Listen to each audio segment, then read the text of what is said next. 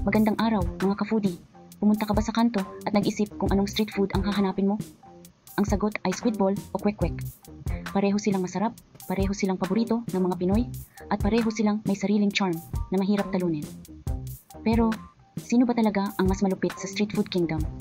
Sino ang dapat maghari sa inyong cravings? Nandito ako para maghatid ng ultimate food battle. Ready na ba kayo? Squid ball, the crispy and flavorful warrior. Una, kilalanin natin ang squid ball. Oh, squid ball, ikaw ang savior ng mga gutom na kanto dwellers. Ang squid ball ay isang maliit na bola ng kaligayahan na gawa sa giniling na pusit. Yes, pusit, hindi siya seafood na matakot ka. At niluluto sa mantika hanggang mag-crisp.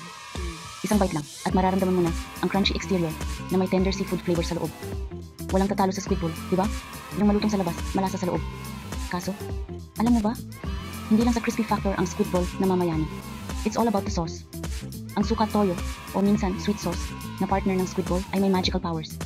Lahat ng galit mo sa traffic, lahat ng stress sa trabaho, matatanggal sa bawat dip ng bowl mo sa sauce. Minsan nga, hindi na bowl, kundi self-care na lang.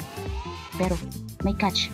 Kung hindi mo iniiwasan ang mga fried food, baka mamaya magtaka ka na lang kung bakit medyo mataas na ang kolesterol mo. Pero, hey, squid ball is life, diba? Quick and the excellent snack king. Ngayon, quick. Sabi nga nila, quick is love, quick is life. Saan ka pa? It's a hard-boiled quail egg na binalot ng butter, pinirito hanggang maging golden orange na perpekto sa crispy. Kung egg lover ka, quick na ang sagot sa iyong cravings. Simple lang, pero sadyang masarap at nakakabusog. Isang kagat at boom, matamis na maalat ang timpla. Dahil ang quick ay may butter, hindi lang siya egg na ordinaryo. Yung crunchy, salty, at medyo malasa na coating ay perfect balance sa softness ng itlog sa loob. Pati ang dipping sauce na suka na may konting sili. Aba, pinipilit mong hindi mapaso ang dila pero masarap talaga. Pero teka, may downside din ang kwek-kwek. Kung mahilig ka sa mga eggs, baka malunod ka sa itlog at mawalan ng space sa tiyan para sa ibang food. Plus, pag medyo overcooked ang itlog, baka magtampo ka kay kwek-kwek dahil hindi na ganun kalambot ang yolk. The final showdown, squid ball versus kwek-kwek.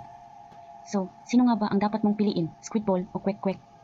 Kung ikaw ay craving ng crunch at flavor explosion, go for squid ball. Laban na sa mantika, may dipping sauce pa. Pero kung ikaw ay team eggs at gusto mo ng quick bite na puno ng lasa, kwek-kwek is your jam. Pero at the end of the day, pareho silang masarap. Depende na lang sa mood mo at gutom level. Wala talagang tatalo sa kanto treats na ito. Like this video. Subscribe for more epic food face-offs, street food battles, and all the best ways to satisfy your cravings. Kanto cravings, solved.